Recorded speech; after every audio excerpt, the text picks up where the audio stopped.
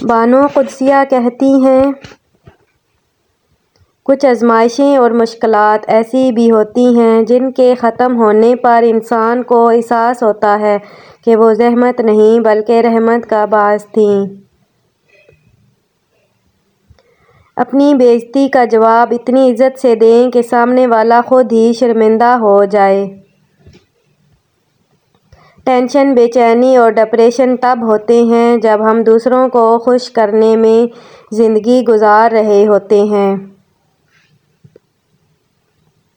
بعض لوگ اپنے اندر بے پناہ کشش رکھتے ہیں کہ دل آپ ہی آپ ان کی طرف کھنچتا ہے اور پھر وہ اتنے عزیز ہو جاتے ہیں کہ کہیں بھی رہیں محبت میں کمی نہیں آتی، کیونکہ ان کی ہر بات دل پر نقش ہو چکی ہوتی ہے۔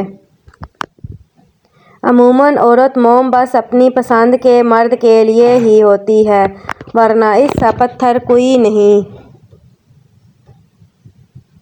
کبھی کبھی ایسا ہوتا ہے کہ زندگی ہر وہ چیز آپ کو لوٹا رہی ہوتی ہے جو کبھی آپ سے چھن گئی تھی، بشمول محبت کے، لیکن آپ بے نیاز ہو چکے ہوتے ہیں۔ اگر آپ نے کسی کے کردار کا اندازہ لگانا ہو تو یہ دیکھو کہ وہ ہنستا کس بات پر ہے۔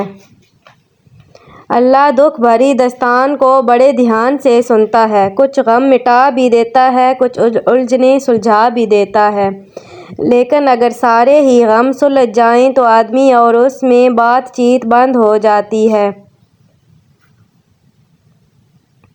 مجھے ان سے محبت اس لیے ہوئی کہ یہ بہت خوبصورت تھے اور میں نہیں تھی، اور بانو کہتی ہیں کہ میں نے نہیں، پہلے اشفاق صاحب نے مجھ سے محبت کی تھی۔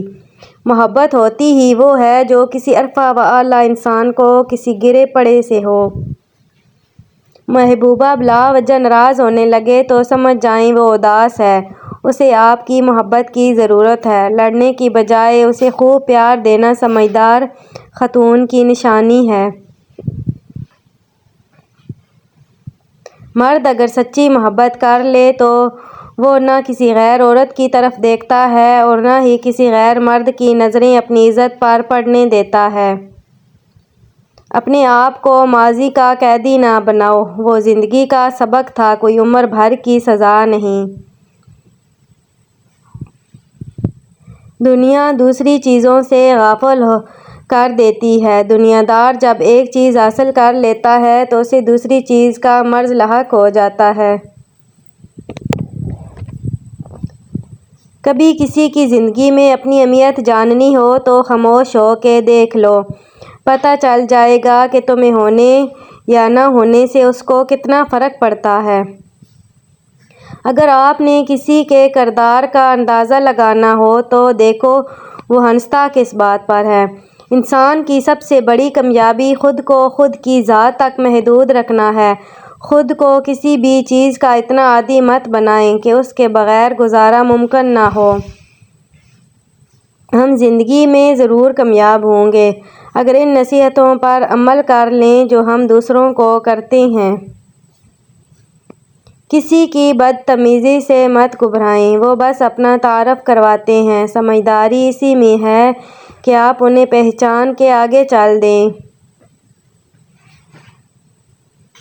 غلطی صرف ایک صفحہ ہوتی ہے مگر رشتہ پوری کتاب ہوتا ہے۔ کبھی بھی ایک صفحہ کے لیے پوری کتاب نہ خراب کریں۔ اگر کوئی عورت آپ سے آپ کا مرد چرا لیتی ہے تو سب سے اچھا بدلہ یہ ہے کہ اسے وہیں رہنے دیں، کیونکہ اصلی مرد کبھی چوری نہیں ہوتے۔ زندگی کی خوبصورتی رشتوں سے ہے اور رشتے سب ہی قائم رہتے ہیں جب ہم معاف کرتے ہیں اور درگزر کرنا سیکھ جاتے ہیں۔ اگر ایسا نہیں ہے تو پھر ہم صرف ایک قیدی ہیں ان ساری رسموں کے جو ہمیں ساتھ رہنے اور ایک دوسرے کو دیکھ کر مسکرا دینے پر مجبور کرتی ہیں۔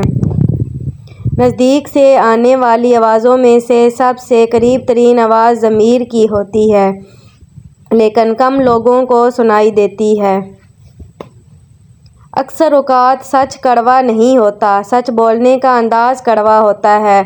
ہم سچ بولنے کے ساتھ ساتھ دراصل دوسرے کو ذلیل کر رہے ہوتے ہیں اور توقع رکھتے ہیں کہ ہماری ذلیل کرنے کی حرکت کو صرف سچ ہی سمجھا جائے۔ Thank you for watching.